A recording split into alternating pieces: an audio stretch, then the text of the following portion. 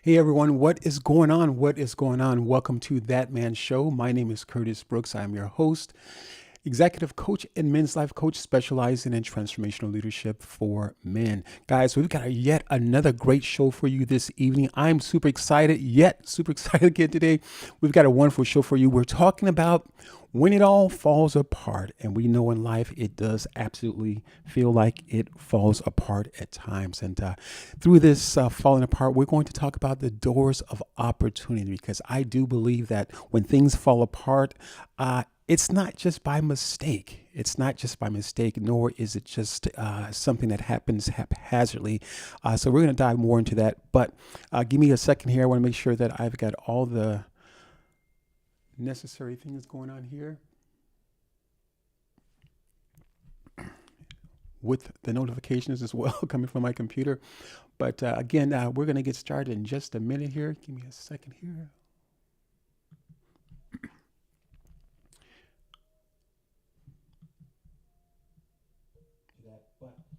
All right, there we go. Got some audio feedback coming in from LinkedIn. So, as stated here, in previous broadcasts, we are streaming to LinkedIn, actually three platforms. So that's going to be LinkedIn. So if you are looking at me on LinkedIn, that's what we're doing. We're streaming to LinkedIn. That is actually my primary place of streaming, my primary stomping ground, I should say, kind of where I hang out at.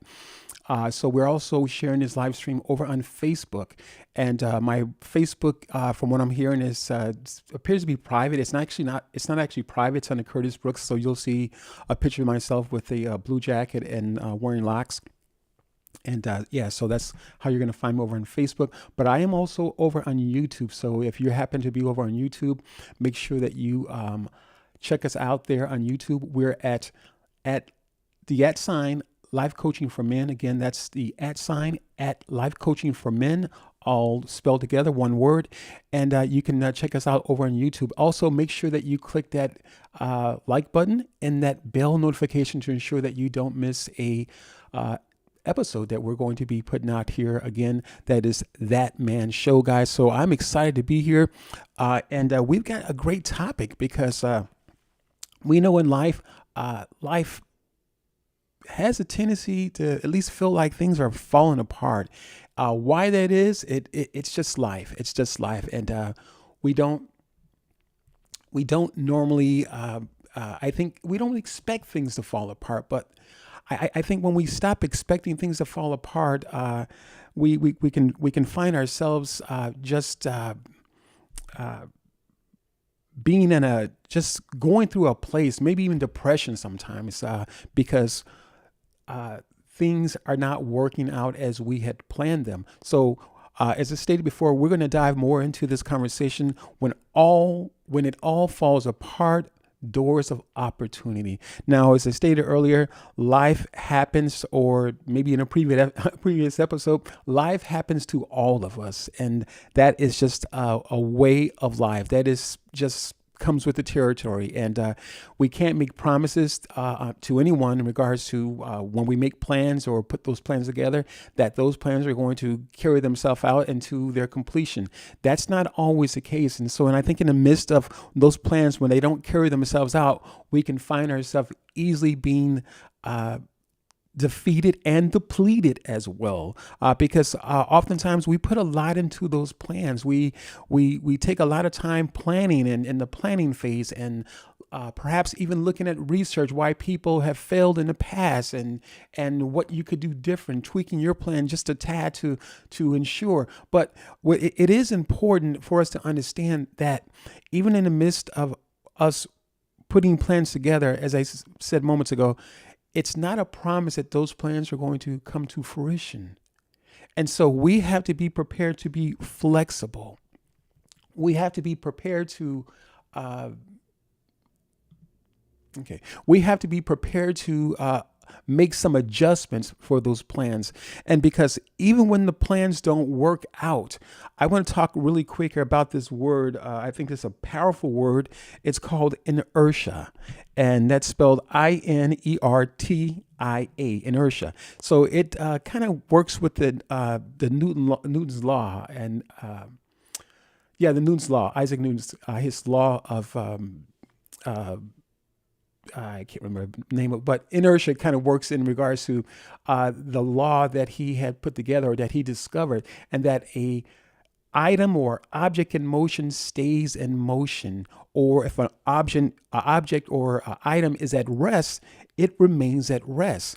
But once it is placed in motion according to its speed, velocity, how fast it's going, how much power it's behind that item, that object, it's going to continue on the same path unless it is interrupted.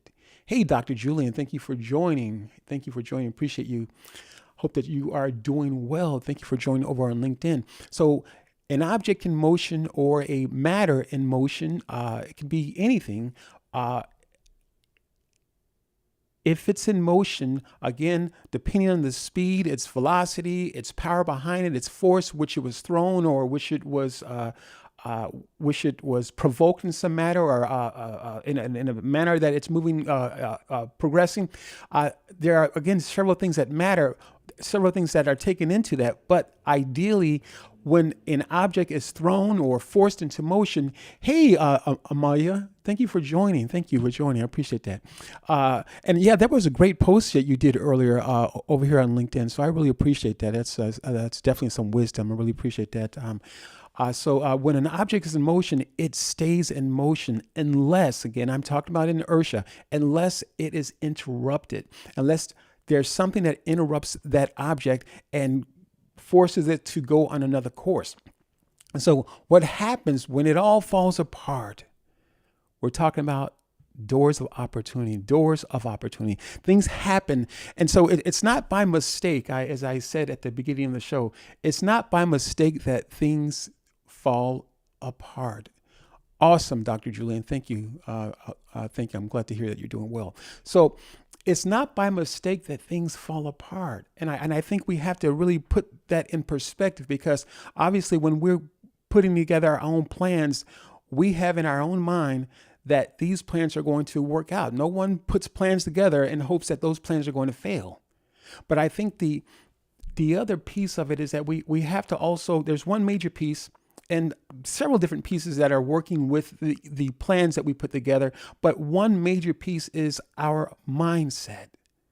What does our disposition look like? And obviously, from day to day, we can be going through different things and having different challenges that we will come across and just experience in life. And sometimes those experiences are not necessarily so immediate or even tied into the plans that we have. But a lot of times the experience that we've dealt with, those things have happened, or those things are behind us, maybe years prior to the place that we're in right now.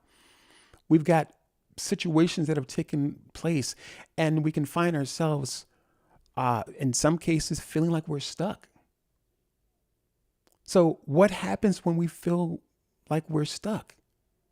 Well, I think it's important for us to understand that along with the mindset comes our belief system. So mindset, it can appear that it stands alone, but mindset feeds into a belief system. Mindset feeds into a belief system. And these belief systems on a subconscious level, they house our experiences. They encompass our experiences. So when it's kind of like looking through a crate or a file of old information or something of that sort. And as you're combing through the files or thumbing through the files, you find certain things that you don't need anymore, and things that didn't get updated. You find old experiences that you're still like, you're looking at maybe pictures that are just reminiscing of an experience or feeling. All these things take place and having to do with our belief system. Again, mindset. And mindset is hugely important, but I think it's important to look at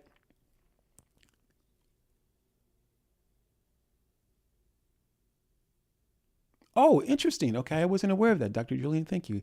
He says, Things Fall Apart is a famous Nigerian writer. Very interesting. Thank you for sharing that.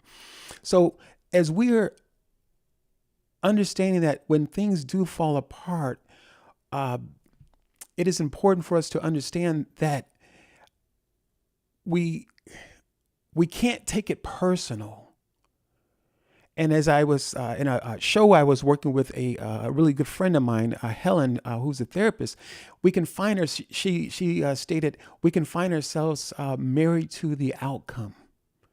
And I think when we get married to the outcome of how we think it should turn out, and just having in our own mind those buckets of things that we've put together. We've put the oranges here, we put the apples here, and we've separated certain things and we've put them together and spread them apart and separated them in such a way that it's perfect in our own mind. But again, we're looking at mindset with our former and current experiences that we may be dealing with. We're looking at our belief systems. And we're also, especially if you're working with other people, you can have your plans. That's great. That's wonderful. But ideally, our plans, guess what? Our plans also are, in some cases, or a lot of cases, having to weigh upon other people to help carry out those plans. And so that's a factor as well, because we can, just a quick story. Some years ago, I was working with someone, and I won't say any names, but I was working with someone, and we had been working for just months. And I think it was probably about a year's time, on doing live stream and video and things of that nature. And this particular person partnered with us throughout the entire time of this project we had been working on. Uh, it felt like pulling teeth to get this person to uh, expand their mind and just say, hey, you know what, we need to charge for this. Let's be a little bit more assertive, a little bit more aggressive, so to speak, as we are talking about we're talking about our client, as we're talking about not so much the clients, but as we're talking about our, what's the word I'm looking for? It's slipping my mind. As we're talking about our ideal client or our target audience, we need to use certain words. We need to use certain language. And it was like pulling teeth trying to get her to be prepared to sell something. Again, let's face it. When you're trying to sell something, it makes more sense to provoke people into where, again, I'm not saying, when I say provoke people, I'm not saying to really kind of just lay it on them and just make them feel so bad. But people ideally are not going to move for the sake of you're making them feel good. They're not going to click on that buy button. Let's just face it. You're making them feel good. And I think this is again, that project I was just sharing with you, that's what I was dealing with. Over on LinkedIn, Amalia says, sometimes our plans are smaller than the opportunities that are waiting for us. That's absolutely so powerful, Amalia. And she goes on to say, and sometimes the things fall apart to push us toward a new door that's ready to open. Absolutely. That's absolutely wonderful. And we're going to dive more into those new doors because just as you're stating, I think great minds think alike. And that's exactly where I'm going with it, Amalia, is that at some point through the vicissitudes of life. Yeah, absolutely, Dr. Julian. That was a fantastic statement by Amalia. So through the vicissitudes of life, the ups and downs, the ebbs and flows of life, we have to know that this is just a part of life. That the plans don't work out. Somehow we're going to either be provoked to do better or provoked to stay where we're at. And as I mentioned earlier, I gave the definition of, or I didn't know if I gave the definition, but let me give you the definition really quick here so I'm not jacking it all up here. So I want to give you the definition of the word inertia. I looked it up yesterday as I was preparing for this conversation. So basically it is Newton's law, and it states, okay, I'll just kind of give you, this is a dictionary.com. So I'm giving you the cultural expression or explanation of this word, definition of this word. It says, in physics, the tendency for an object to at rest, to remain at rest for to remain at rest, and for objects in uniform motion to continue in motion in a straight line unless acted on by an outside force. So this is Newton's law. Okay, that's one of Newton's law, that is an object that stays in motion remains in motion, or object that stays at rest, or an object that is at rest remains at rest. And so without some kind of motivation, we're going to stay where we are. Again, being provoked, looking at our past experiences, deciding, hey, you know what?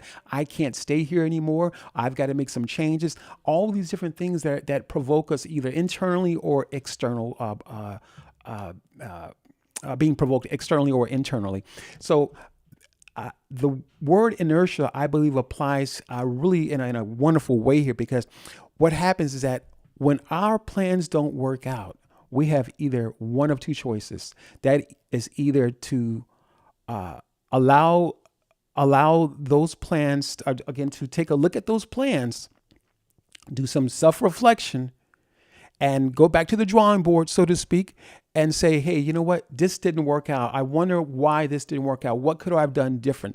I think, interesting enough, YouTube does this, I think, an excellent job of this. A lot of times when we're watching videos, especially if you're a content creator, as most of you are content creators here who are watching, is that YouTube gives you analytics, and then perhaps there's other platforms that give you analytics. I believe Facebook does it as well, but I have not seen anyone that does it better than YouTube at this point. YouTube gives you some excellent analytics. It shows you where the people who started watching your video, where they dropped off at. And it also gives you, and you can also research on YouTube on what you might need to do to get people to stay longer as you are opening up your broadcast. And so YouTube in ways suggests that, hey, you might be a little bit more excited. You may show a little bit more excitement, and that probably may not be my little thing there, but you can also ask a question, start your broadcast leading with a question, get people to think about certain things. Again, you're still talking about your target audience. The point of it is that there are little tweaks that we can do that's going to make our broadcast better. And so now here's where the inertia comes in. Here's the second half of this. Again, we either can do some self-reflection, look at those videos and find out what we could do differently. A lot of times when I have made my plans or have shot a video, I'll watch that video several times to think about how I said things, what was the connotation, what was, how was I sitting up straight? Was I looking at the camera?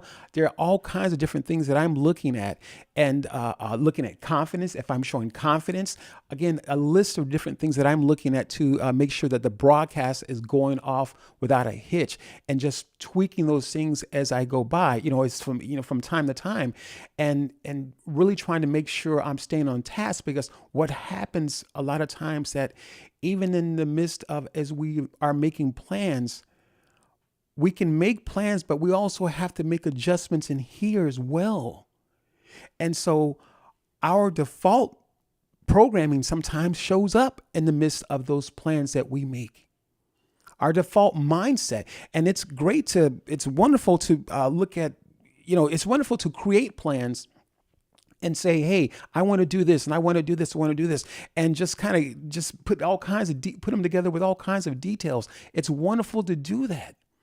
But as I stated earlier, you also, especially if you're traveling or deciding to take a journey in a new area. And I know, Amalia, on one of your broadcasts I was watching, or previously on LinkedIn Audio, you mentioned that you weren't into video really, and so LinkedIn Audio was really a great fit for you, because you didn't really so much care for video or too shy about video. But I can't remember the exact details, but you did mention that, and I do remember you mentioning that, and so we can have these default programming, again, traveling to new territories, new spaces that we were not even thinking about, but we're having to make adjustments because certain things happen. LinkedIn took away the LinkedIn Audio feature. And so now we have to adjust. I had to adjust because I'm an introvert. That's just what it is. I'm an introvert, but I do these things because I need to do these things. The bills still need to be paid. And so life doesn't care about you being an introvert. And I think oftentimes we can we can find ourselves having to look for things in life that help to keep us where we're at. And I know there are lots of introverts out there, and there are lots of people who help people who are introverts. But I think there's a time where, even for myself, recognizing, I can't speak for everyone, but recognizing for myself that being an introvert, that's part of me, but I've got to step out and be uncomfortable. I've got to make some adjustments as well. And I've got to look at my mindset as it relates to coming on camera, as it relates to extending myself. Because ideally, after I'm having these conversations, I'm sleeping like a bear. I'm hibernating because this kind of conversation excitement takes a lot out of me because this is not by nature, this is not my default programming, and that's just kind of where it is. But I do it because I know I have something to say, and I do it because I love working with men. I do it because I'm able to make connections with people outside of my comfort zone. So let me look at my notes here. Second here. So the hidden power of a crisis. The hidden power of crisis, a crisis. That's our first talking point here. Again, we're talking about when it all falls apart, doors of opportunity. As Amalia stated so nicely here on LinkedIn, things do happen. They do happen. And she stated, sometimes our plans are smaller than the opportunities. And that means that we've got to step our game up, and we might need to make some adjustments, not only in our mindset, but look at our belief system, because our belief system is really the default programming. It is the default programming. We can be riled up. We can be excited about a lot of different things, but the belief system is the default programming, that subconscious ideas or subconscious thoughts that happen even when we're not thinking, even when we're not cognizant of our thinking. There's a default programming that is come contained with our experiences. That default programming comes contained with our past experiences or current experiences that are provoking feelings. And so, again, I'm speaking out of experience as well, but I do believe that this is fitting for a lot of us, because no matter the energy, a lot of times is for me. A lot of times when I'm preparing for this, I've got a great word. I'm going to say this. I'm going to say this. I'm going to say this. I'm going to say this, and that default programming comes on right probably just minutes before, or at least tries to come on or show up minutes before I get going here. And so I find myself, I say, okay, Lord, I'm going to do this and blah, blah, blah. Now having to give myself a quick self-talk, having to look at my notes and kind of just do a quick mock opening, a mock introduction for the show, and again, all in preparation to ensure that I'm not going back to that default programming, or that default programming does not show up or sneak back up on me in the midst or in the middle of my broadcast. So the hidden power of crisis. There's a hidden power of crisis, and I think that you have to go through the crisis first. You have to be in the crisis first. And that's not something that we want to hear. That's not something we want to we want to put on our shelf, if you will. That's not something that we want to pin to our shirts or pin to our tops, and in a way of crisis. But it's in the crisis that we're made. It's in the crisis that we're made.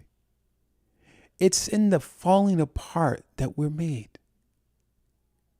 And I mentioned that inertia. The second part of that inertia is that you could do nothing.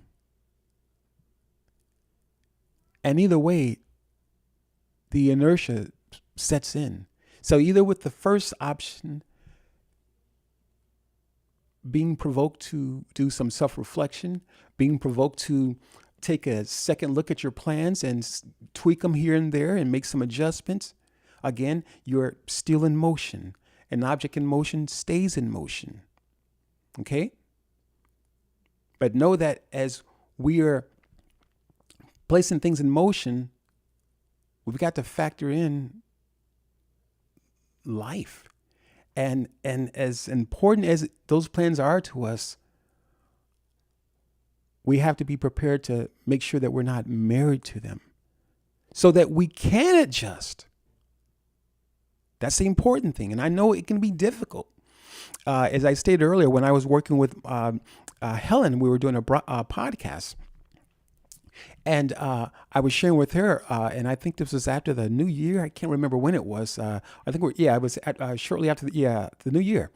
And I had mentioned that for me, I a lot of times I found myself almost just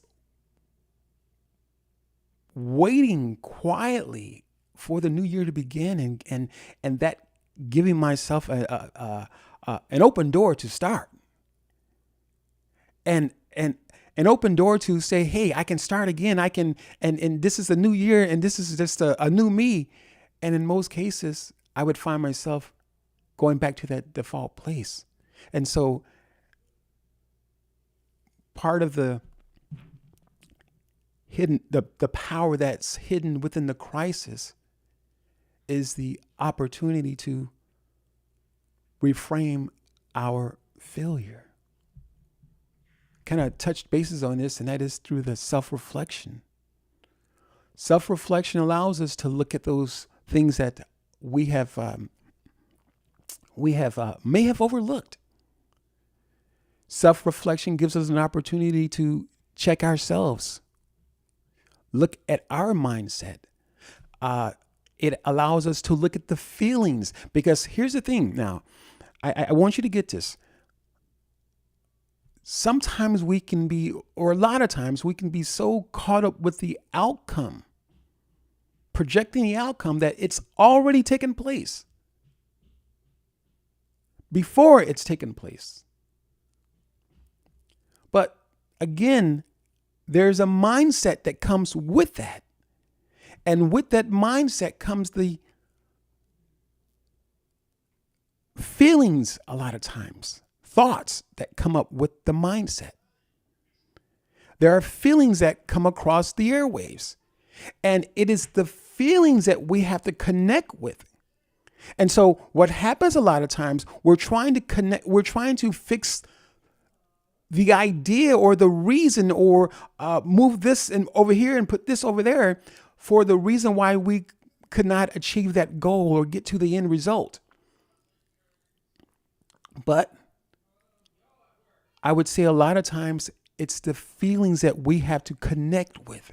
And when we're not connecting with the feelings, this is whether you're making plans to build your empire, plans to start your audio programming or your videos or whatever, as you're a content creator. It doesn't matter. It does not matter whatsoever. It's going to be important to connect with those feelings, connect with those subconscious thoughts, allow them to come up now. Because a lot of times we don't allow them to come up. We can find ourselves trying to keep ourselves busy, preventing those thoughts to come up. And when in fact we actually need to connect with those feelings, because it is the feelings that are provoking the mindset. And a lot of times, even when the feelings don't show up, sometimes it's because we've pushed those feelings down for so long. And there tends not to be or at least it can feel like there is not a sign there. There's not a stop sign there anymore. And I remember some years ago, I would watch I think that a 1,000-pound life, I can't remember, it used to come on, I can't remember what network it came on. And they talked about how people who would eat so much, and these people were in excess of 500-600 pounds, 800 pounds. I mean, just a lot of weight. But at some point, what would happen is that there would be something in their mind or in their stomach, or the signaling would be cut off, because they would eat and eat and eat. And at some point, their minds and their bodies would disconnect. And I'm not necessarily saying that the body severs ties forever, but the point I'm making is that our body gives us those stop signs. It places those stop signs here for a reason. And when we ignore those stop signs, we have a tendency to just push past them and not recognizing the feelings that came up. And when the feelings come up, they're coming up for a reason. Again, we're talking about the mindset. We're talking about our belief systems. We're talking about all those things that are encompassed within this crate or this filing system, this crate of files, the belief system, the mindset, the experiences, the feelings. Because we've got to recognize the feelings now, ladies and gentlemen. We've got to recognize the feelings. We've got to be able to connect with the feelings, because if we're not connecting with the feelings, we're going to push past them. We're going to push those feelings down as if the stop sign was not there, as if our body did not warn us. And then once we push past the stop sign, we can find ourselves looking for, trying to fix things that were really, in most cases, trying to fix that thing that may not even be broken. It may not be broken. It may not be the thing that you need to look at. We're talking about when it all falls apart. There is power in your crisis. And it starts with reframing your failure. Reframing the thing that did not go right. And let's maybe not use failure. Reframing the things that you could have done different. And that can easily start with self-reflection. It can start with connecting with people who that you trust. And you can share your thoughts. You can have them watch that video. You can have them listen to your broadcast. You can share certain details with them. And I know a lot of times a lot of us are busy, and we don't have that time to, or especially when we're trying to involve other people in our plans, or at least trying to get feedback. A lot of times we're busy, and so we may not. The people that we're trying to reach out to, they may not have time for that. But as I stated earlier, as part of making these plans, we've got to factor that in as well. Now, we're still talking about the doors of opportunity.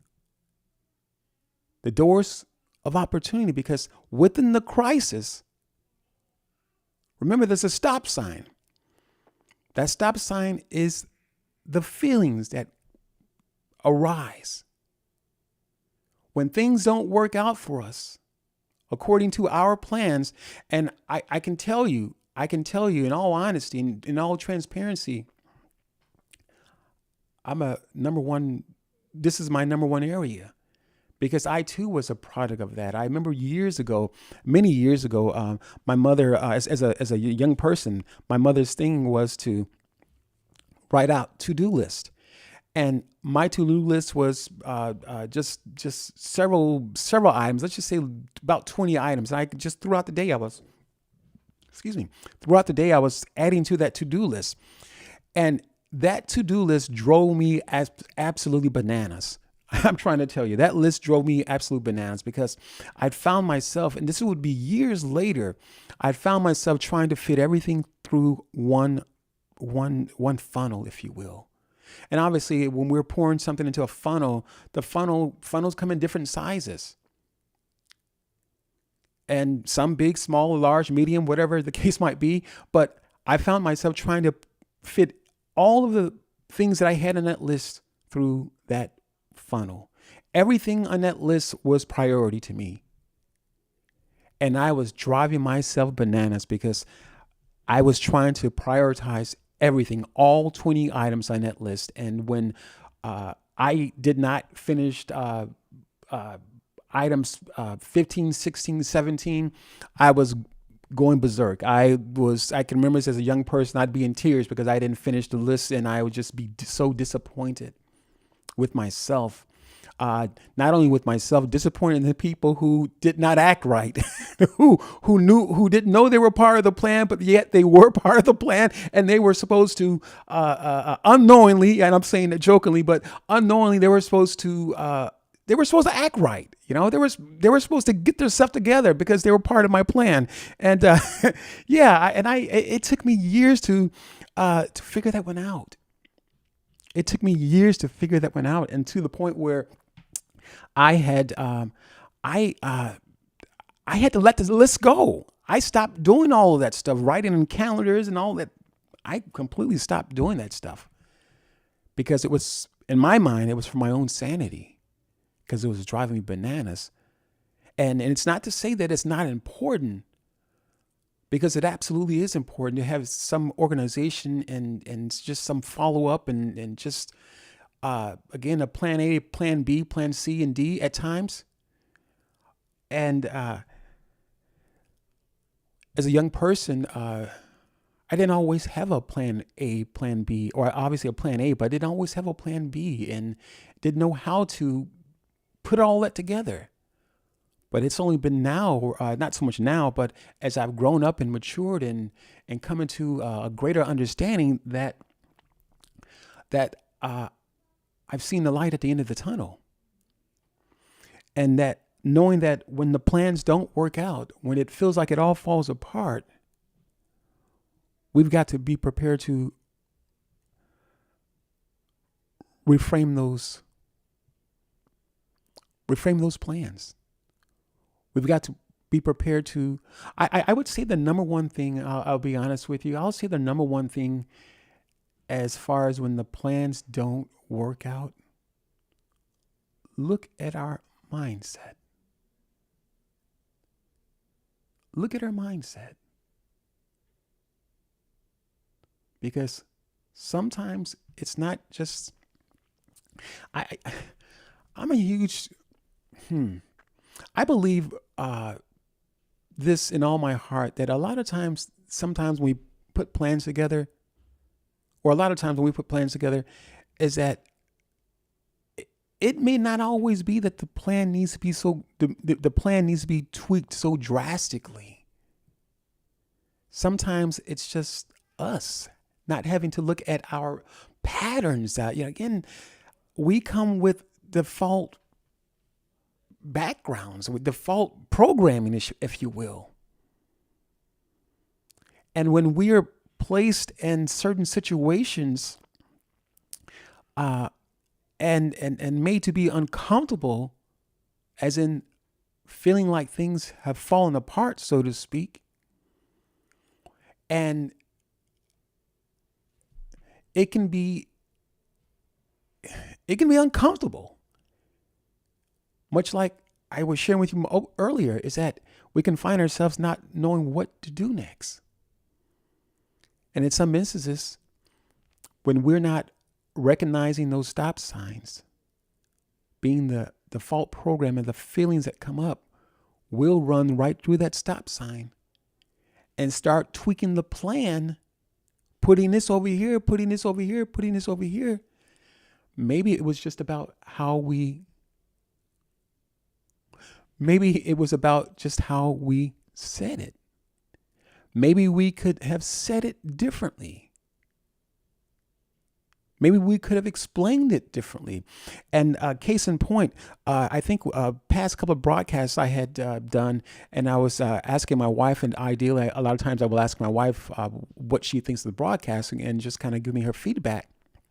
And I, in the past, had shared something with her in regards to kind of a spiritual idea or something, or understanding I had shared with her. I talked about sons and fathers.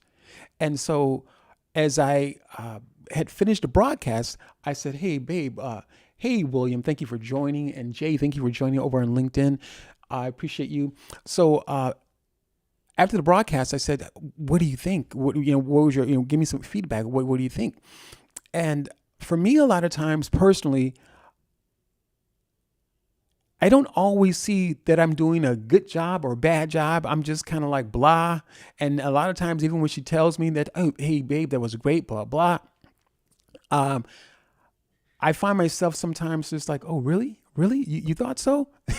And that's just that's just kind of how I'm looking at it at times. And this is critiquing myself a lot of times. But the point I'm making is that part of her critique was that, "Babe," she says, "I'm glad that you explained the sons and father kind of idea that I was sharing." And again, a past broadcast that I had done, I was explaining that. I don't want to get off the subject of just kind of give you the story behind this really quick here. I was explaining that women ideally can obviously raise boys, but they can only raise sons, and sons can be even in their 40s and their 50s, or even in their 60s. But fathers are different. Fathers, from a spiritual perspective, they're ideally not doing the same thing as the sons had done. They're acting coming from a more mature space, and the scripture had given was, Paul says, "When I was a child, I spoke," and this is from the Holy Bible.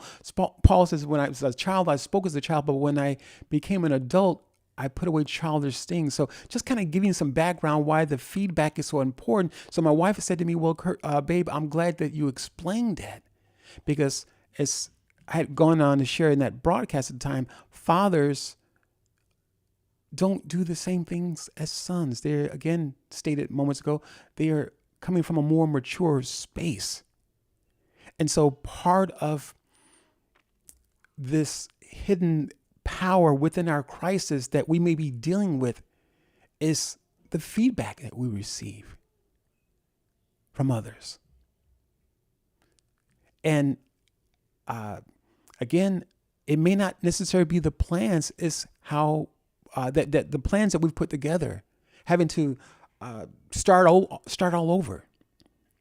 Case in point, really quick here, my website that I have been doing, one of the websites that I had put together, it had fallen apart, and I'm just I'm a perfectionist. I'm a perfectionist. Yeah, I said I'm a perfectionist, and so part of that was that a lot of times things that I've done, I'm looking at them and trying to perfect them as best as I can.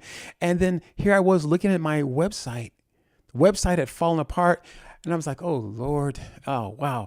And I had different links put out there, shared the link on different platforms, and in my mind, so, well, these people are going to visit this link, and his website is going to look like garbage, and that's not me. That's just not my image that I'm putting across. And you know what? I just threw my hands up and I said, "I'm just going to leave it for now." I was going to take care of it at some point. But in my own mind, I was prepared to, in my mind, I was going through my own plans now. I had plans. In my mind, I was going to, it's a WordPress website. I was going to create add another, change the theme for the website and do this and do this and do this and do this. I hadn't mapped it out yet, but I did have plans on just kind of just redoing the whole thing. Lo and behold, maybe, I don't know, maybe just a couple of days later, looked up, the website had miraculously started working right and looked better than what I had put together, So I'm saying that sometimes it's not just about redoing the plans completely, ripping up the carpet and the foundation. It's not always about that. Sometimes it's just it can be a matter of just waiting it out sometimes. It's a matter of getting feedback from others.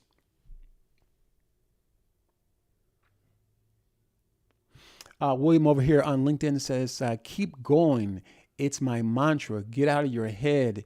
You're doing great just being you. Yes, I appreciate it, William. Absolutely. Yeah, man. I've got to remind myself of that. Absolutely, man. I really do, man. I think that's a lot of us. We have to remind ourselves is to keep going. Because if we don't keep going, we will absolutely get in our heads, man. We will get in the way of our progress. We'll get in the way of the plans, the fine-tuned plans that we've already created, and allow those plans to just fall apart. Not because they were bad plans, but fall apart because we got into our own head, because we got in the way of our own progress. So excellent statement over there, uh, William, over on LinkedIn. So I appreciate that, man. Excellent statement. Yeah, man. Thanks for that share. And here's some things here. We talked about the hidden power of the hidden power in the crisis, and that first thing was to reframe your thinking. Reframe your thinking. That might be looking at your plans, but here I was giving my advice, and that is to first look at your mindset. What are the feelings behind that thing because it did not work out? Look at those feelings. Look at those feelings. And much to what Williams just said, getting out of our own head. Sometimes it is not as bad as you think it is. And I'm the number one, for this space as well. Back to what I said earlier in regards to asking my wife for feedback. Sometimes I'm feeling a certain way, maybe not just connecting, and feel like I'm not even connecting with my own words a lot of times. And in my own hearing, how it's coming across, how I'm hearing it, is that, oh, I didn't think I did so well. When in fact, when I play it again or watch the playback, the replay, I'm like, wow, that didn't sound too bad. So it is important to, absolutely, as William said over here on LinkedIn, is to make sure that we are getting out of our head, our own heads, because when we do get out of our head, we can make sure that we're critiquing the right thing, because sometimes it's not about, as I stated moments ago, it's not about ripping up the carpet and the flooring, the foundation, removing the cabinets. Sometimes it's just us looking at our mindset. So thank you for that over on LinkedIn, William. Thanks for stating that. A powerful share. Let's see. We talked about the hidden power of crisis, and the loss, again, within that power, the hidden power of our crisis is the uncertainty. So we want to make sure that that uncertainty is fueling us. Allow the uncertainty to fuel us. We have to allow the uncertainty to fuel us. And I know this might be hard, because sometimes when we feel like all things are falling apart, we can feel like we've lost hope. And when we lose hope, we can lose certainty. We can lose confidence. And when we've lost confidence, when we lost our hope, it's, as William just stated, and as I've shared with you through my own personal example, we can get into our own head and do more damage than anyone else could have done. We can get into our heads, be the very obstacle that prevents us from moving forward. I've been there too. We can get into our heads and think that other people are trying to hold us back, or get into that thing where a lot of times some content creators are saying, oh, people are haters. Yeah, that might be the case too. But if we study so much on them, we can end up getting into our own heads. And know that a lot of times the plans don't necessarily fail because of other people. People can't have that much power over you. That's why I said, make sure you're checking your mindset first, because a lot of times it's not the plans. Because I feel this really this is awesome. I'm almost certain that a lot of times when we are critiquing the right thing, looking first at our mindset, not so much just the plans themselves, and we can, obviously the plans are important, but I believe that when the mindset has been when we looked at the mindset and putting things in a proper perspective and saying that, hey, this didn't work out quite the way that I had expected to work out. So let me look at for a moment how I can do this differently. Or let me look in conjunction, let me look at the feelings. Now this didn't work out. How do I feel? What's happening? We need to be able to, again, do some self-reflection. And when we find ourselves in the right area, first looking at the mindset, we can find ourselves tweaking the very thing, because it may not always be the plans. And here's what I mean, because I believe that life has a way of connecting us with the people. They may not always be able to fix our mindset. Now, this is powerful, guys. They may not always be able to fix our mindset, but they can tweak our plans and say, perhaps you can do it this way, Curtis. Perhaps you can do it this way, William. Perhaps you can tweak it a little bit this way, Amalia. Maybe you can say it this way, emphasis on this word. And I know that's a simple example, but the point of it is that people can't see the workings of the things that are behind the scenes that we may have dealt with, our former experiences.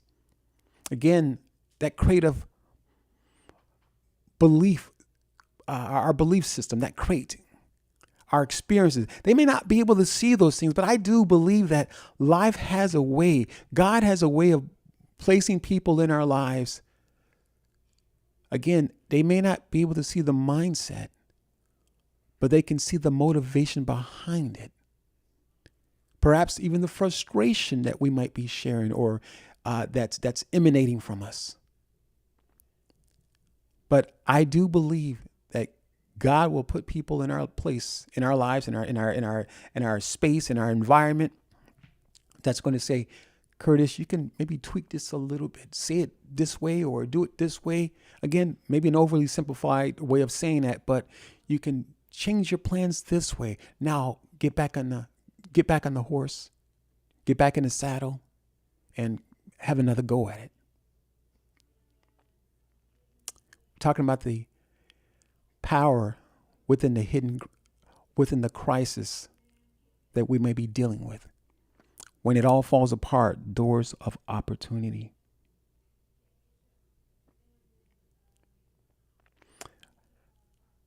Leading through the chaos. Thank you, Kim. Appreciate that great dialogue Kim says over on LinkedIn. Thank you, Kim. And thank you, Amalia, for the high five. Appreciate you for that.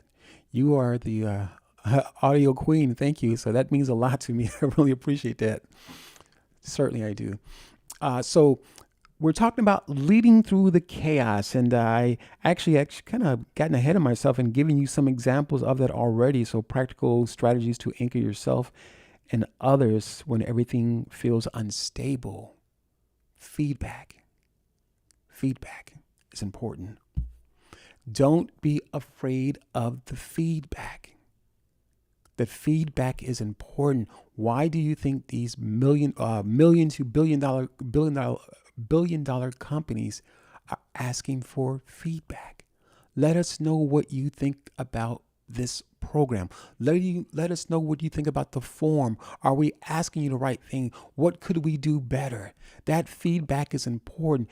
Can you imagine how many of us have helped these companies create the products that we're now using now, or the many different products that we used? The feedback is important. The feedback is hugely important. Remember what I said now. We're talking about leading through chaos. And how we lead through chaos is the self-reflection. The self-reflection also applied to the hidden power of the crisis. Okay, equally as important. Yeah, absolutely, Amalia. Absolutely. Yeah, that for me as well, Amalia. Leading through the chaos is a much needed word today. Absolutely, Amalia. Yeah, yeah. I read your post. It was pretty powerful earlier. So thank you for sharing that. So absolutely, yeah. Leading through the chaos, and we've got to be able to, as I stated earlier, not be married to the outcome. And I know that's difficult. I know that's difficult. It's not easy. And the reason why I say it's important to not be married to the outcome is because if we're married to the outcome, it can be very difficult for us to see the adjustments that we may need to make. It can be very difficult for us to sometimes take feedback from people. We can see their feedback as criticism sometimes. And sometimes it's the way people say things. You know, they're giving great feedback, but it might just be the way they say something. And when we're married to the outcome, we can take their feedback. It just might be their personality. And when we're married to the feedback, when we're married to the outcome, we can see their feedback as disruptive. We can see their feedback as, again, causing contention for us and not being able to look at the feelings that come up when we receive the feedback. Because we can have our minds fixated on the mechanics of it rather than the alignment of it. Again, the mechanics and the alignment are two different things. Yeah, that's awesome. Thank you. So, leading through chaos is absolutely important. The feedback is important. Again, not being married to the outcome, not being married to the mechanics of what we're expecting, and making sure there's alignment versus the mechanics. Because when there's alignment, the mechanics will absolutely fall in place. That's like having the right person on your team versus not having the right person on your team versus having a person that you're having to argue with all the time, or they're splitting hairs with you on different meaning of words, and you're just like just exhausted with that person. Perhaps. But again, alignment over the mechanics of a thing. So that was leading through chaos. All right. Spiritual reboots. That's our third point. Rediscovering the meaning and connection when old identities crumble. And I'm going to go back to the point that Amalia mentioned earlier. Somewhere here, I'm kind of looking through the comments over here. She says sometimes our plans, this is an earlier comment at Amalia over here on LinkedIn. I'm looking at my other monitor if you see me looking away here. Amalia over here on LinkedIn says sometimes our plans are smaller than our opportunities that are waiting for us. And I believe that has to do with identity. I do believe that has to do with identity. And again, going back to this mindset, when the mindset is conscrewed to a degree, and we're not seeing the details of a thing because of our vision has not been set correctly, or our vision is out of alignment. Again, that mindset, we can be looking at things from a small perspective. We can be asking for one thing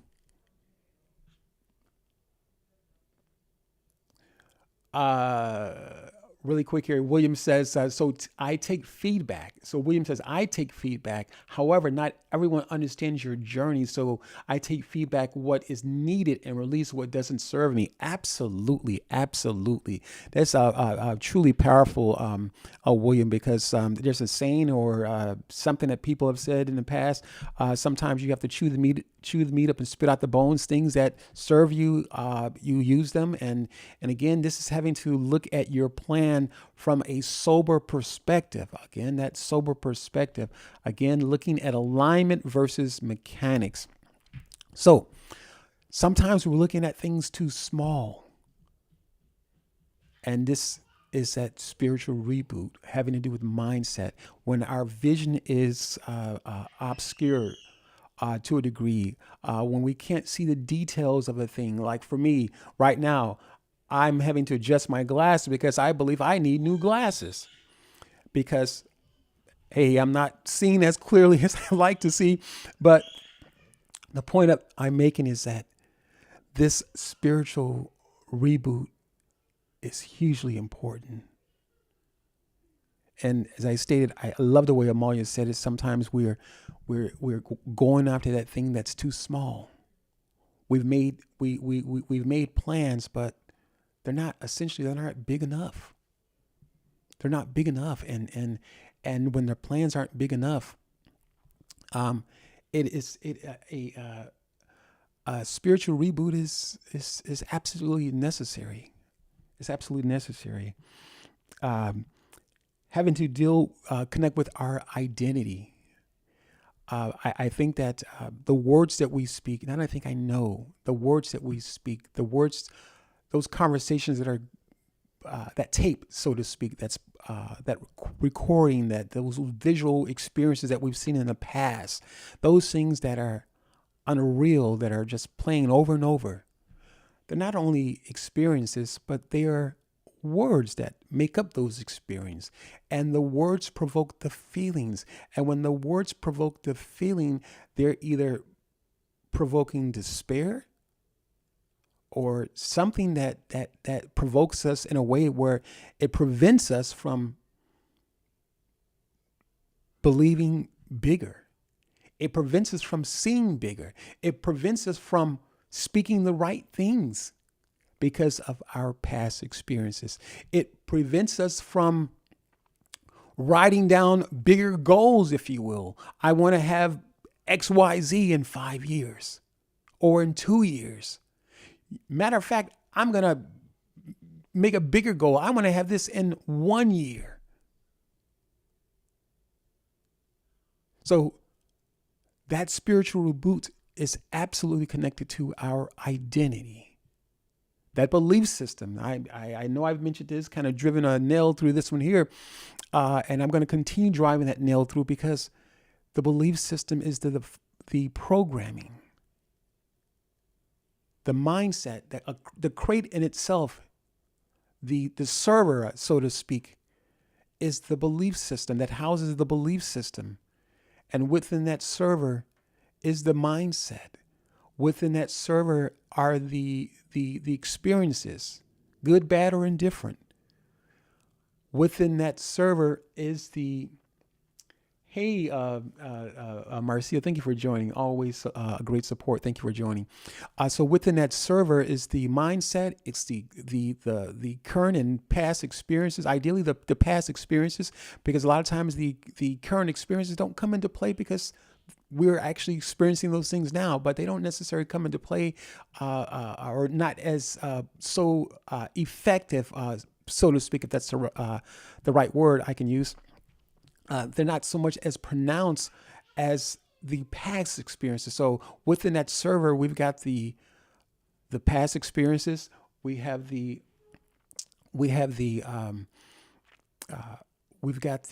mindset. We've got the feelings. And if we got the feelings, guess what? We got the thoughts. And if we got the thoughts, we've got the words, we got the language that we're speaking. And it's because of the language that we speak. And in fact, that language that we speak, good, bad, or indifferent, Now we have to understand that the mind does not make sense of our joking. I know a lot of times we like say, oh, I'm so silly. I'm this, I'm this, I'm this. The mind does not make a difference whether it can't tell whether you're joking or not. Because when we put words out there,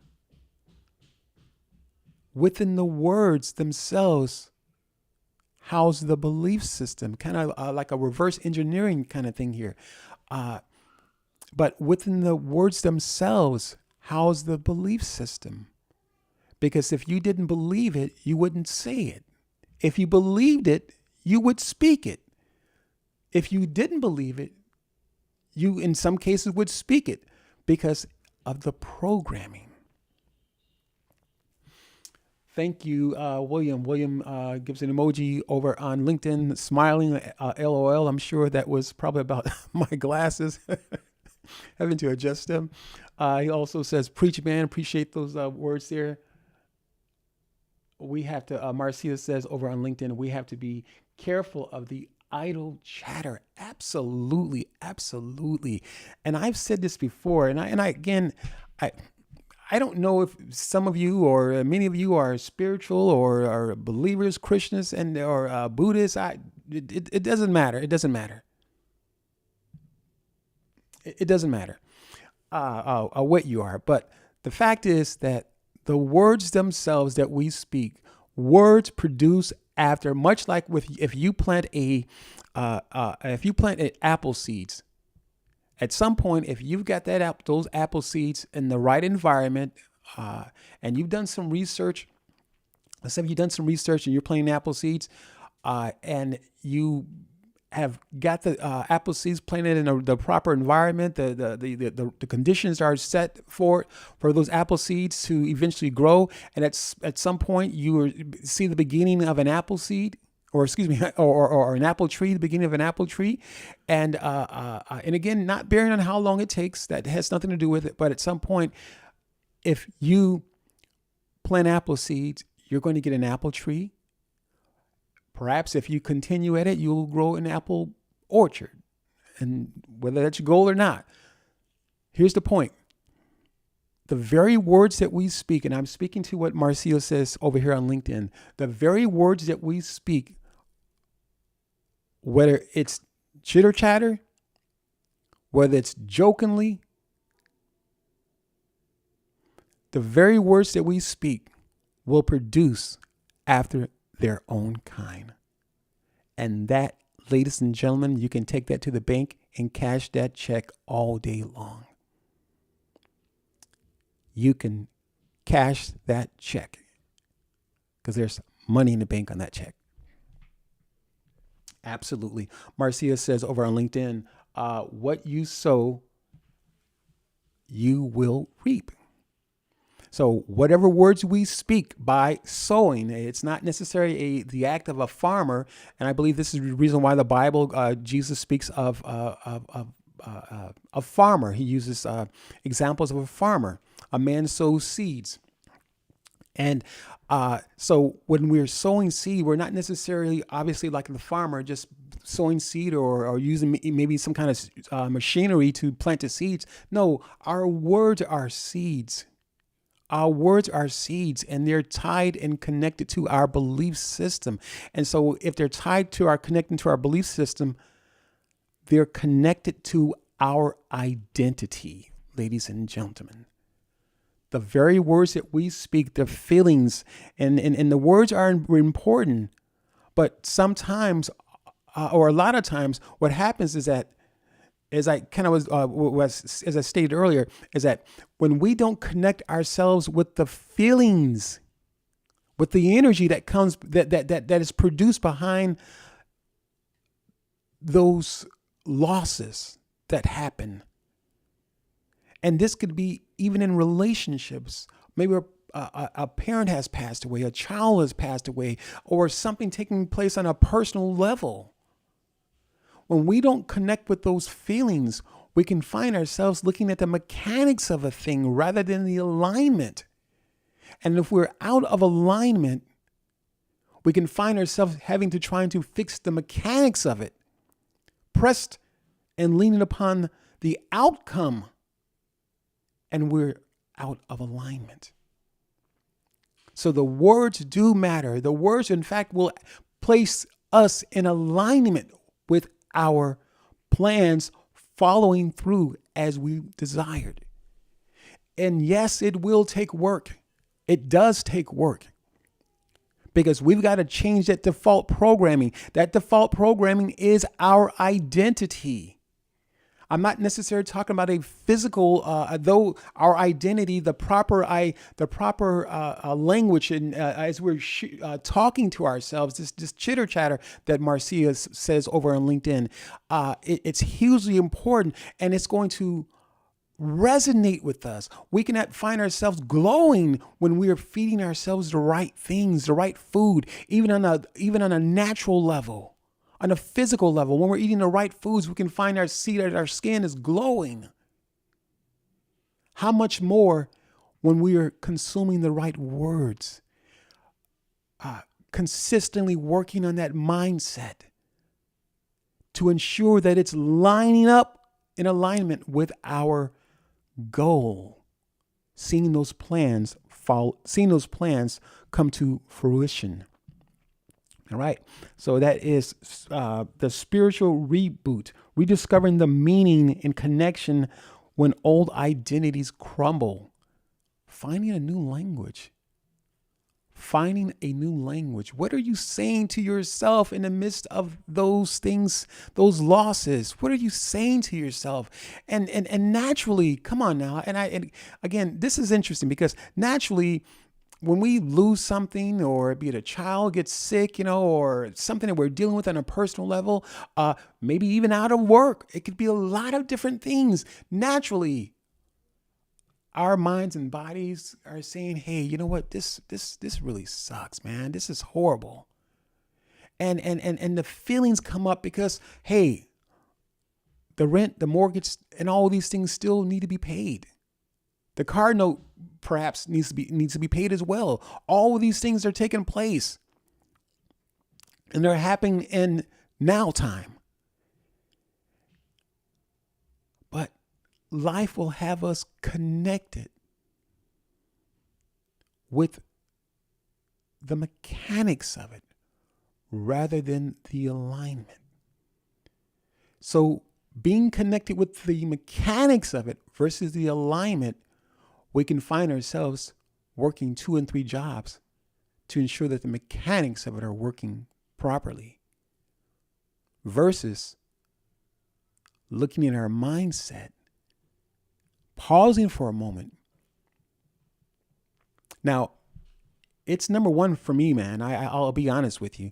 Where when things in the past, when things have not gone right for me, or at least making my plans, I scrap a plan in a heartbeat, man.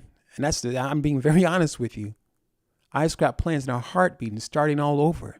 And I'll be honest with you, that became very, very exhausting, to the point where I believe that over a period of time, again, having to rip up the carpet each and every time that, I'm talking on a personal note, having ripped that carpet up each and every time things didn't work out. And rather than looking at my mindset, I was looking at the mechanics, or rather than look at the alignment, I was looking at the mechanics of it. And while I was looking at the mechanics of it, I thought it was in my performance and my execution rather than what I was saying to myself. That stop sign that I spoke of earlier, not being mindful of the stop sign that warns us. All losses doesn't mean that you failed. When the plans don't work out, it doesn't mean that you failed. It doesn't necessarily mean that you have to do something right now to fix it. But ideally, what do? Let me fix that thing. That was me too. Let me go and fix that thing, because that's the only thing that could be wrong. I executed it, this plan. I put it together. I followed the script. Sometimes it's not always the script. Again, the performance and the execution of the plan, sometimes it's the script in here. And as I stated earlier, our mind does not know whether we're joking or we're being serious. Our mind takes the seed or the words that we speak, even in the midst of our crisis, even in the midst of the chaos that's taking place, or the chaos that appears to be taking place in our lives. Our mind does not know whether we are joking or not. It's going to begin to facilitate that program that we've placed, or that default program. Marcia says over in LinkedIn, I correct people when they don't speak positivity. When in conversation, especially when they're referring to my growth. Absolutely. Yeah, that's important, man. That's important because, sometimes when we're having conversations with people, we can find ourselves, life is very interesting, because those conversations that I think a lot of times for me in the past, those conversations will play themselves back at nighttime for me. A lot of times when I'm heading to bed, which is ideally or typically pretty late, and I'm lying my head on the pillow, a lot of times those conversations play themselves back. And it's something that someone said, or at least something I let them get away with because I should have corrected them. Absolutely. Or if we fail to correct them, maybe we're looking at their status. Maybe we looking at just the dynamic of the situation, and we fail to correct them, or we hear something that someone has said, maybe in passing, or as we're scrolling through videos on YouTube or on the internet, we hear people saying certain things. We've got to be on guard for those conversations as well, because a lot of times, this is interesting, this is fresh off the press. A lot of times when we are feeling a certain way, there's usually a video. This has been my experience. There's usually a video to confirm how you're feeling. There's usually something to confirm how you're feeling, good, bad, or indifferent. So I found myself having to be mindful of what I'm watching. So if I'm scrolling Instagram, a lot of times I'm scrolling with the sound off.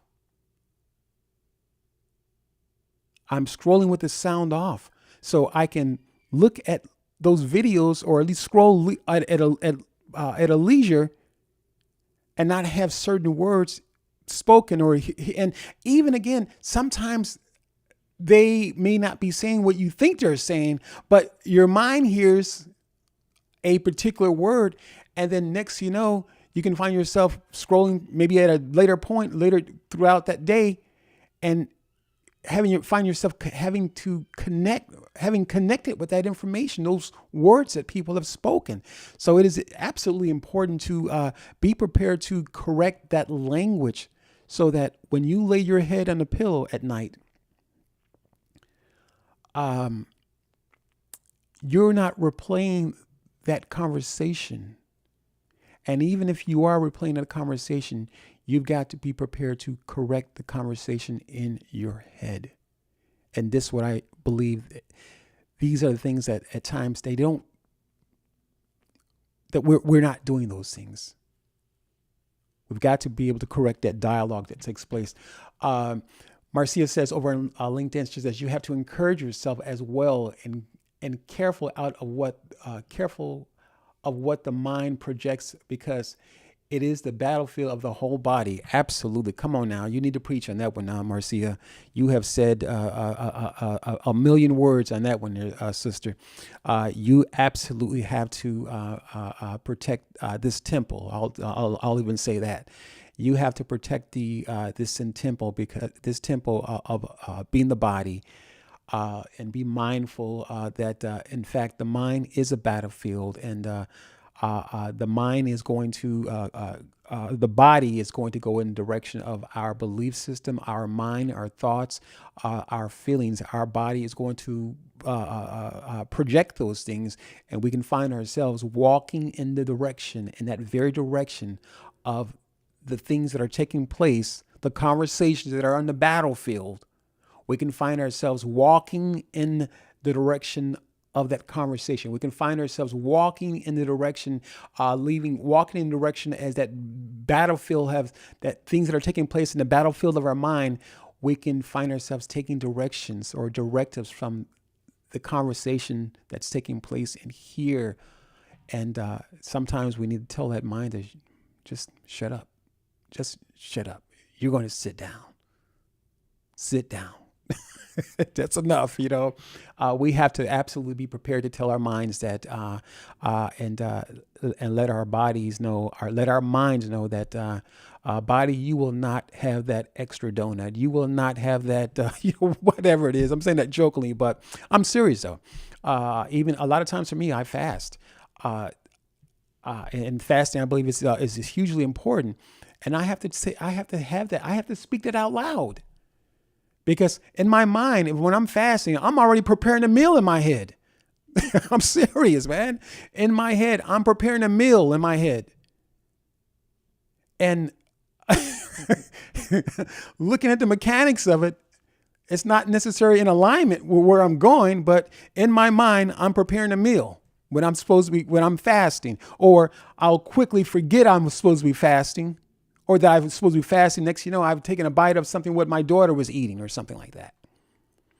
So yeah, it happens to the best of us. Absolutely. Marcia says over here on LinkedIn, absolutely. She's responding to Marcia's comment over here on LinkedIn. She says, absolutely. I'm in the same way. Words carry power, and I'm big on speaking life, especially when it comes to growth. If we're not speaking with intention and positivity, we're planting the wrong. There's more to the comment here. We're planting the wrong seeds. If something I have to, it's something I have to check in with myself too, and to make sure I'm keeping my mindset in the right place. Absolutely. That is a mouthful right there. Those two sisters are preaching over there on LinkedIn. So I appreciate the engagement from both of you. Yeah, absolutely. It's fact. It's something that you have to be prepared to fight for. And ideally it is pressure. It's pressure. We are all under pressure. This body is under pressure. It may not feel like it. It may not feel like something is pushing you, or you're feeling a tug or a pull. It may not feel that way. But when you have been shown certain advertisements, let's just say a person is dieting. When you've been shown certain advertisements over a period of time, you're scrolling your phone. Amalia says over on LinkedIn, training my mind to have a better discipline with food has been an ongoing struggle. Amalia, sister girl, you are not by yourself. That's facts. That's facts. And you don't even have to be.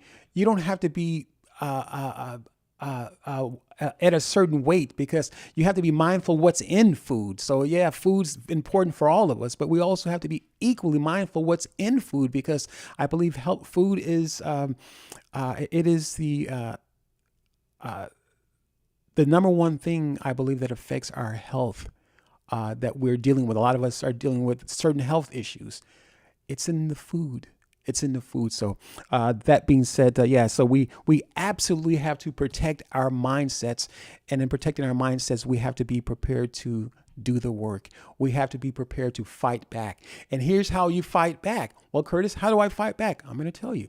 You fight back by using your words. You fight back by using the seed, the planting new seed. And that fighting may be exhausting.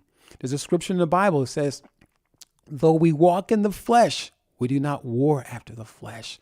For the weapons of warfare are not carnal, but mighty through God, through the pulling down of strongholds, casting down imaginations that exalt themselves through the knowledge of God, and bringing into captivity We got to be able to round those things up and say, no, you won't, not today. And bring it into captivity every thought that would exalt itself against the knowledge of God. And bring it into obedience. Well, I think I messed up. But yeah, hopefully you get the point. The point of it is that our thoughts come to the negative thoughts. They come to challenge. They come to be in direct opposition, much like if you're playing sports. Ideally there are two teams, and depending on who has the ball, the one team who has the ball is playing the offense, and the other team is playing the defense. And that is ideally what we're doing. We're having to play offense and defense. And now this is interesting because what happens now, this default programming can find us. With this default programming, we can find ourselves on a perpetual merry-go-round, so to speak, feeling like we're always having to be on the defense. Because if you're on the defense, you're not necessarily making progress. You're just, so to speak, kind of just surviving. You've got to score some points now. Now, in order to score some points, guess what? You've got to be prepared to play the offense. And preparing yourself to play the offense, guess what you need to do? You need to fight back with your words. Though we walk in the flesh, we do not war after the flesh. For the weapons of our warfare are not carnal. The weapons of our warfare are the very words that we speak that would challenge the opposition. And when we're not challenging the opposition, I mentioned the word inertia earlier. We can find ourselves, maybe through the many disappointments, maybe through the past experiences, we can find ourselves at rest. The definition of the word inertia was a body at rest stays at rest. And ideally, everything that we can find ourselves or desiring to work for will be taken away from us. Because remember, the body's at rest. Conversely, if the body's in motion, we can effectively change things through self-reflection. Not only self-reflection, but speaking words to change our identity. Being that we're identifying with the alignment. The mechanics absolutely are important. How we execute and things, I get that those are important. But before we can execute, we've got to make sure that it's in alignment. Then when we execute, we now take the ball away from the defense and we're prepared to work on the offense because now we're in alignment, prepared to execute properly because now the mechanics of our plans are falling exactly, or at least in alignment with the direction where we're going. those plans will eventually come to fruition. So it's important to know that sometimes through our disappointments and things that have showed up in life and our past experiences, we can find ourselves being on that defense. We're still talking about the spiritual reboot. We're talking about the spiritual reboot. You can't score any points. Marcia says over on LinkedIn, yes, be intentional with your words and speak life. Absolutely, absolutely. So remember, you cannot score any points being on the defensive, playing the defense all the time. Because being on the defense, on a perpetual defense, you can only take so many hits on being on perpetual defense. You can only take so many hits where at some point you're throwing your hands up concerning a particular matter or the plans that you have forged or would like to see worked out or accomplish those certain plans, different plans. And if you're in a defense, it's hard to work the plans in a defense because you're now busy working the plans of someone else. If you're on that perpetual defense. So it then becomes hugely important to look at your mindset. Again, the mechanics are important, the execution and the performance, those things are great. But when you get the alignment corrected, you can now be prepared to know the defense, know the offense that you need to play.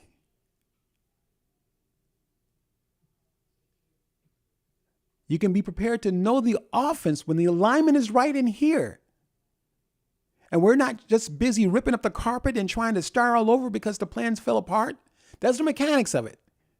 But when we get the mindset right, we discover, wait a minute, it may not necessarily be the plans. Again, it could be the plans, but I want you to first look at the mindset. Look at how those feelings, look at the feelings that have been provoked because of that loss or the feelings that didn't, or the feelings they may be dealing with because something didn't work out. Be prepared to look at the feelings. Feel those feelings. Ladies and gentlemen, you must feel the feelings. I'm laughing and joking at the same time, but I'm serious. You must feel the feelings because oftentimes, I, as I said earlier, even when I'm fasting, I can taste the food in my mouth. I can taste the food in my mouth. I know the feeling of it. And I have to deal with the feeling. Because if I don't deal with the feeling, it's a serious battle. Because it's the feelings that take me out of alignment and have me trying to fight that thing or have me trying to fight those feelings through my own strength. So it is important, ladies and gentlemen. Hope this information is helping you guys. I feel good about this conversation. I do. Hope this information is helping you all. We're going to talk about, lastly here, we've been on for, an hour and a half. Where in the heck does the time go? Jeez. Lastly, we're going to talk about brotherhood in the storm. That's our last talking point, brotherhood in the storm. Now, I think life, man, we're meant to live in communities. And I think oftentimes when we start our different projects and we may have done some research on certain things and stated to ourselves at different times, well, I'm going to do this and I'm going to do this and do this. And granted, there's some times in life where where we may not have the backing of our family members. We may not have the backing of a spouse on something that we're desiring to do. We may not have the backing of a close friend. They may not even care about what you're doing. And to say that's not important, I would say that's not being honest. To say that we can just brush that off our shoulders and just say, "Oh, I don't need them," we're not being honest. The reality of it is that it does take a community to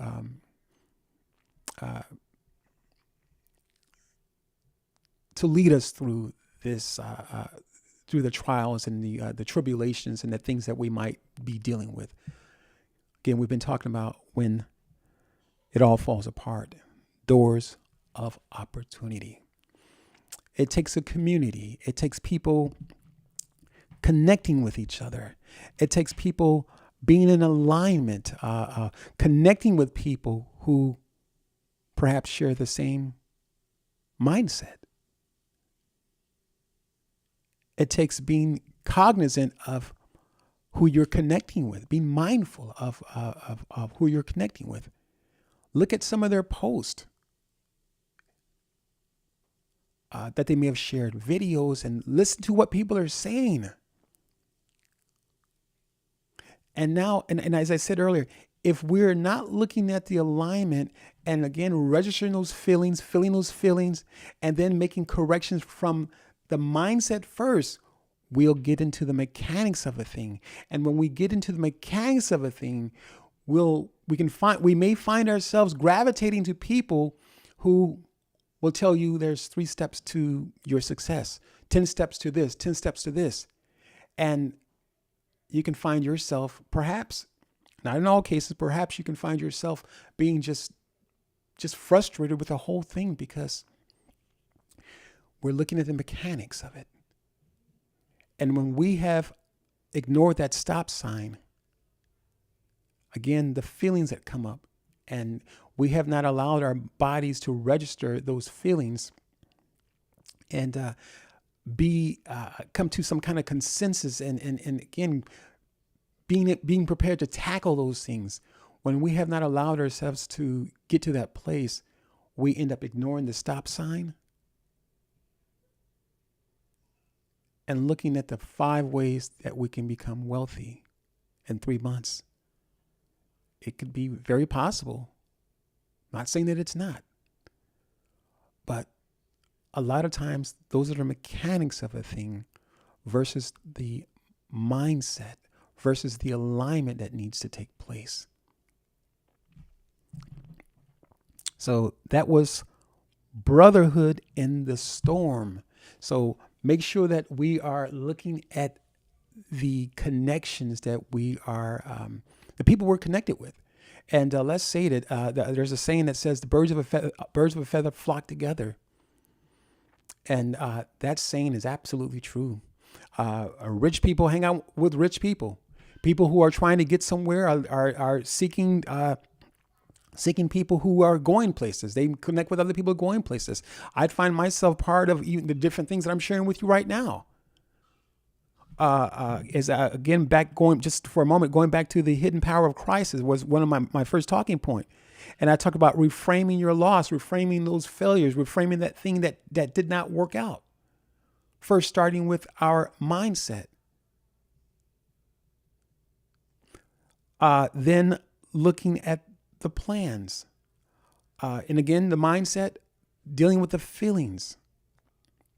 So it is important that when we're looking to make progress, looking to change the trajectory of our lives to a large degree, it is important to know that, or to understand that we've got to connect with other people who are desiring to do the same thing. I have to be mindful for myself as I'm scrolling YouTube that I'm not looking at a bunch of garbage. Because a lot of people are offering some great advice out there. I believe YouTube TikTok, and a lot of the different platforms here on LinkedIn as well. There are a lot of people offering some great advice, wonderful advice, life-changing advice. But if we're not looking at our mindsets first, we can find ourselves looking at the mechanics of a thing. And if we're looking at the mechanics of a thing, guess what? We're going to miss the people who are saying the life-changing information. We're going to miss that because we're looking at the 1, 2, 3, 4, 5 ways to become successful. And sometimes it's just a matter of realigning the conversation, our words, making sure we're speaking the right thing. Because now we've got to play the defense, play on the defense to get the ball back. So now that we can take the doors now. Because when you have the ball and now you've got a plan, you can score some points. You can create doors of opportunity for yourself. So that being said, ladies and gentlemen, thank you, Janice, for showing up over on LinkedIn or Facebook. Thank you. And as I stated earlier, we are also on YouTube. This has been a great conversation, ladies and gentlemen. I hope that each of you have drawn something from this information that's going to be life-changing for you. That's my goal. Give you life-changing information that's going to put you on a trajectory to make some things happen for you, to bring those plans to fruition. The plans that you have does not mean that you need to scrap those plans. You don't have to rip up the carpet, the flooring, take out the cabinetry. You don't have to do any of that. But look at the mindset first. And man, I had some other stuff that I wanted to share with you guys too, and perhaps I'll share that at a different time. But yeah, I wrote down a list of things here on my screen here, the monitor that I'm looking at right now. I've got a list of things that I wanted to discuss in relationship to our belief system. So I'm going to actually try cover that next time in our next broadcast. So that being said, I hope this information has been a gem to you. That's GEM, not GYM. So if you are a man and you are needing some help in overcoming the challenges when the plans fall apart, reach out to me with this free consultation, a free strategy session. Thank you, Kim. I appreciate that. Very helpful. Thank you and everyone on tonight's platform. Thank you, Kim. I really appreciate that. So as I stated moments ago, if you are a man who is in need of a consultation, a free 30-minute consultation, reach out to me. The information is on the screen. That's bit.ly/free 30-minute coaching. That is a strategy session. And I have to say that really slow because I might get tongue-tied there. But in any event, that is a free strategy session. And we can talk about a few things and talk about what's holding you back, where you stuck at, and also find out where we can perhaps work together. If we're a match, that's going to be important as well. And mentioned also, well, I didn't mention this some time ago. I think sometime February, the month of February, I did a men's conference or a virtual conference, and so now I'm offering that class, that conference that I put together, that is going to be mastering the marriage mindset. That's on screen, bit.ly/MTMM course. There you can find it on the website. That's now working. It is working. I verified it, so it's not a heap of mess anymore. So it is now working miraculously. So thank you God for that. So again, check out that information. That is going to be, again, it's not just for men. Though it was a conversation that we had for men, it's not for men. Get into the mind of what us men, ladies, get this for your husband, get this for your significant other. Get into the mindset of that man who, if you're not married, who you're looking to marry, or get into the mindset of what us men are thinking and how we think, how we look at things. And you'll find that it's very interesting. So again, that link on the screen is bit.ly/MTMM course, Mastering the Marriage Mindset. There over on the link there that's on my screen. So that being said, it has absolutely been powerful, been wonderful. I hope this conversation has been good for you. It really has been good for me. I feel great about this conversation. Absolutely. I really do. I feel like I was on task, man. I do. I feel good about that. I feel like I was on point, that I wasn't all over the place, and I kind of followed my script this time. So that being said, I'm going to say good night, everyone. It's been a pleasure. Before I leave, I want to say thank you for my wonderful contributors here over on LinkedIn. That is Kim. Thank you for your engagement. And Marcia, always a great support. Amalia, you are super busy being the queen of audio. Thank you for what you're doing. A super and fantastic job there that she's doing with audio for the program that she has set up there. And I cannot remember the program, and but it's she's got a membership going on there as well. So great conversation. Marcia says we should have a part two. Yeah, we should. We should definitely have a part two. I will consider that. Definitely consider that. Because there were some things I did, as I mentioned earlier, some things that I wanted to share and did not share them. So I do apologize for that, because yeah, some great stuff. I actually got up really early in the morning, and I've been fasting on that stuff, and got some great points I wanted to share with you. So thank you, Marcia. Thank you, Amalia. Thank you, Kim, for again the participation. And who else do we have over here? Let's see here. We've got people who may have left. Thank you, William. Says Preach Man. Thank you, and that's Kim again, William again. Thank you, Jay, for showing up, engagement. Thank you, Dr. Julian, as well. And this is all over on LinkedIn. And for my Facebook community, thank you, Janice, for joining the conversation. Thank you. She says amen over on Facebook. And if you are on YouTube, thank you for watching. If you are watching, again, make sure you connect with me over on YouTube. If you are if you have a YouTube account, or if you don't, their accounts are free. Check them out over there. That's going to be the @ at Life Coaching for Men. You can check out this video and other videos we've done since we've started this show called That Man Show. Other videos you can check out. So if you missed this conversation, this live broadcast, check out the replay. Make sure you like the video. That would be awesome. Make sure you click the bell notification so that you will be able to get our other videos that we'll be doing in the future, starting like next week at 7 p.m. That's going to be on Thursday. So we'll see you next week, guys. I feel like I'm rambling on. So good night, everybody. Ciao. We'll talk with you later. Bye-bye.